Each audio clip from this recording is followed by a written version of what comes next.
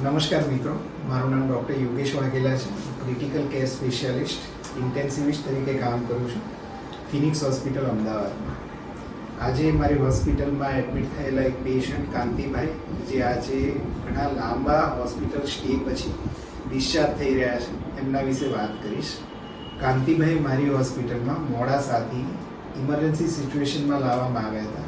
Already એમને વેન્ટિલેટરની જરૂર પડી હતી. ઇનિશિયલ જે પ્રમાણેની વિગતો ફેમિલી તરફથી જાણવા મળી એ પ્રમાણે એમનું ઘણું બધું વજન ઓછું થઈ ગયું હતું છેલ્લા એકાદ વર્ષમાં, અને અત્યારે ઇન્ફેક્શનની કમ્પ્લેન સાથે ત્યાં દાખલ થયા હતા. પણ જ્યારે મારી હોસ્પિટલમાં એમનું વિગતે ઇવેલ્યુએશન કરવામાં આવ્યું ત્યારે ખબર પડી કે ઇન્ફેક્શનની સાથે એમના સ્નાયુ નબળા પડવાનું પણ કારણ છે. ન્યુરોફિઝિશિયનનો ઓપિનિયન લેવામાં આવ્યો, મસલની સ્ટ્રેન્થ માટેના મલ્ટિપલ ઇન્વેસ્ટિગેશન કરવામાં આવ્યા.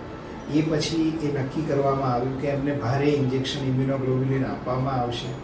ઇમ્યુનોગ્લોબ્યુલિન આપ્યા પછી એમની પરિસ્થિતિમાં ઘણો સુધારો થયો. પરંતુ આ આખી પ્રોસેસમાં પેશન્ટ હોસ્પિટલમાં 20 દિવસ જેટલું રોકાયું, જેમાંથી 15 દિવસ તો એમને આઈસીયુમાં રાખવા પડ્યા, અને એ 15 દિવસમાંથી 9 દિવસ વેન્ટિલેટર પર અને 2 દિવસ એનઆઈવી મશીન, બાયપેપ મશીન પર રાખવામાં આવ્યા. પરંતુ આટલી લાંબી લડત બાદ આજે એ કમ્પ્લીટલી રિકવર થયા છે, અને આજે અમે એમને ડિસ્ચાર્જ કરી રહ્યા છીએ.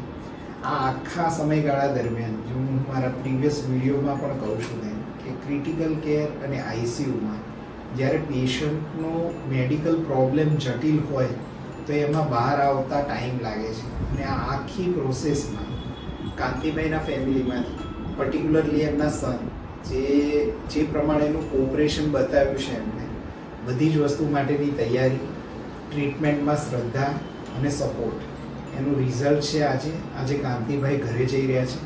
તો આ તબક્કે હું એમના સન સાથે વાત કરીશ. તમારો એક્સપિરિયન્સ કેવો રહ્યો? તમે કેવી પરિસ્થિતિમાં લાવ્યા હતા અને તમે અત્યારે કેવી તમારી ભાવના છે?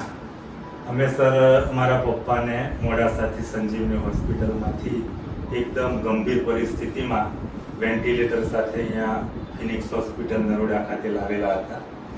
અહીંયા ફિનિક્સ હોસ્પિટલના ડૉક્ટરશ્રીઓએ ખૂબ જ સારી નિદાન કર્યું અને ખૂબ જ સારી એમની ટ્રીટમેન્ટ કરી. ઓલ સ્ટાફે પણ ખૂબ સરસ મહેનત કરી અને સાથ સહકાર આપ્યો અને એમને નવું જીવન બક્ષ્યું છે. અને ખૂબ સારી રિકવરી એમને થઈ ગઈ છે અને આજે અમે ઘરે જઈ રહ્યા છીએ. ઓવરઓલ જે પ્રમાણે હું મારા વિડીયોમાં વાત કરું છું કે ક્રિટિકલ કેરમાં જો પેશન્ટને સમયસર યોગ્ય ટ્રીટમેન્ટ મળે તો આપણે જીવ બચાવી શકીએ છીએ. હું ફિનિક્સ ફેમિલી તરફથી કાંતિભાઈને સારા સ્વાસ્થ્ય માટે શુભકામના પાઠવું છું. Thank you.